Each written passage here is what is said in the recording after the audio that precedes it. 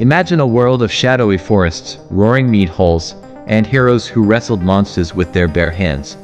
This is the world of Old English heroic poetry, a time when stories were not just on parchment but into the soul of a civilization. Welcome to the intellectual orbit. Today, we venture into the heart of the Anglo-Saxon age to uncover the legends, language, and legacy of England's earliest literary masterpieces. Grab your sword and shield, we're diving into Beowulf and the epic tradition that has shaped English literature forever.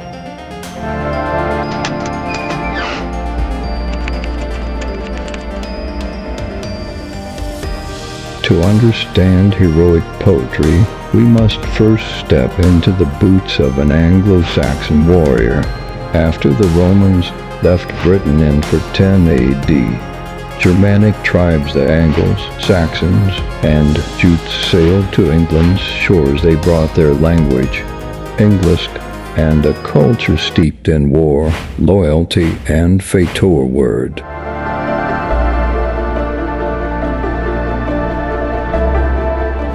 But how did stories survive in such a violent world? Through oral tradition. Poet-bards called shops memorized tales of heroes and recited them in chieftains' halls. These stories weren't just entertainment, they were history, moral lessons, and a way to bind communities.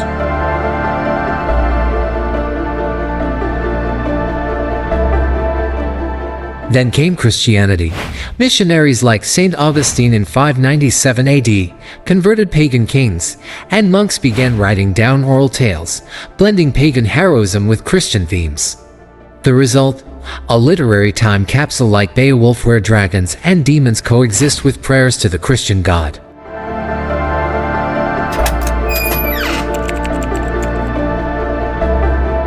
Alright, so heroic poetry, it wasn't just about telling epic stories, it was about sound, rhythm, and meaning. Let's break it down, nice and easy. First up, alliteration. You know when words start with the same sound and it just rolls off the tongue? That's alliteration, like this line. First forth gewat, floater wes on them, which means the ship was on the waves. Notice how the F and W sounds repeat? This gave the poetry a kind of hypnotic rhythm, making it powerful and easier to remember. Now, let's talk about kennings. Think of these like Viking-style riddles, fancy, creative ways to say simple things. Instead of just saying the sea, they'd call it the whale road. A sword? That's battle light. Pretty cool, right? It made language more fun, but also tested the audience's ability to think and interpret. Now, the big themes in heroic poetry, these poems weren't just about battles, they had deep messages too.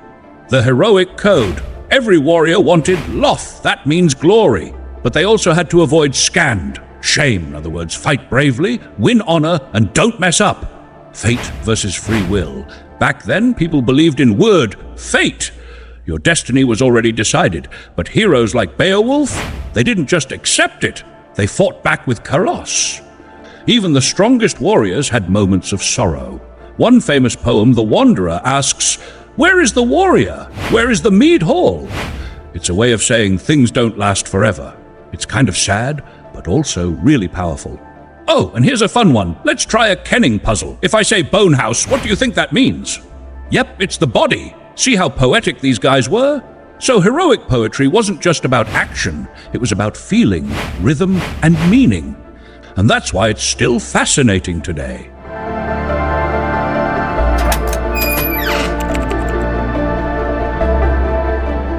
Enter Beowulf, the Everest of Old English poetry. Composed around 700 AD and written down approximately 1000 AD, this 3,182-line epic is a time machine to the Anglo-Saxon psyche. Let's dissect its 3 acts. Grendel's Terror, from lines 1 to 1250. King Hrothgar's hall, hero, is haunted by Grendel, a descendant of Cain. Beowulf, a Geatish warrior, arrives and rips off Grendel's arm in a bare-handed duel. The Mother's Vengeance, from lines 1251 to 2199. Grendel's mother retaliates. Beowulf dives into her underwater lair, a hellish realm, and slays her with a giant forged sword. The Dragon's Curse, from lines 2200 to 3182. 50 years later, Beowulf, now an aged king, faces a dragon. He kills it, but dies from wounds, lamenting, "I sold my life for this treasure, and I sold it well. But why does this matter?" Pagan versus Christian. Grendel is biblical, I mean Cain's kin, but Beowulf's funeral is pagan.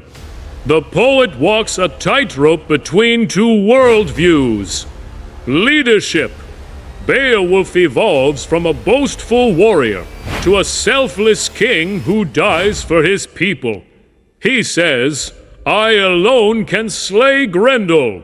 Legacy. The poem ends not with triumph, but with grief, a stark reminder that even heroes are mortal.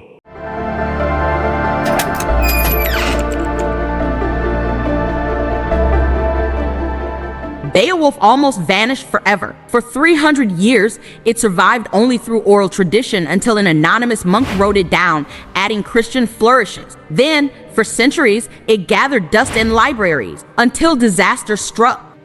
In 1731, a fire ravaged the Cotton Library, home to the Beowulf manuscript. The edges charred, but the heart of the story survived.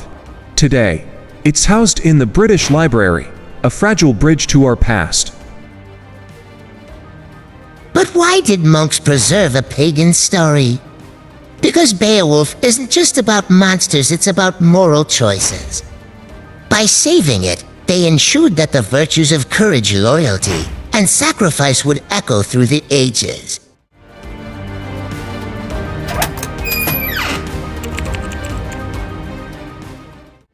Beowulf's DNA is everywhere. J.R.R. Tolkien, a Beowulf scholar, infused Middle-earth with its themes: think Gandalf's wisdom and the One Ring's corrupting power.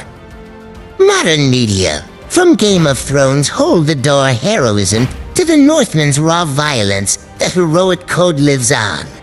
Translations: Seamus Heaney's 1999 version sold over 100,000 copies, proving that a 1,300-year-old poem still speaks to us.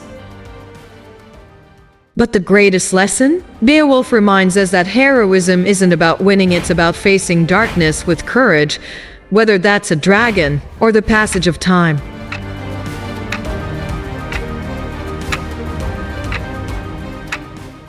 Heroic poetry gave the Anglo-Saxons a voice, but it wasn't all swords and glory.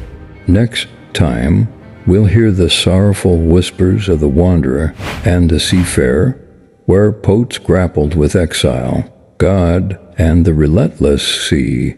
Until then, remember, Leafy's Laenel Shaketh Laot Hen Leaf Somoth, which means life is fleeting light hen.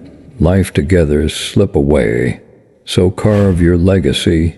See you in the next episode.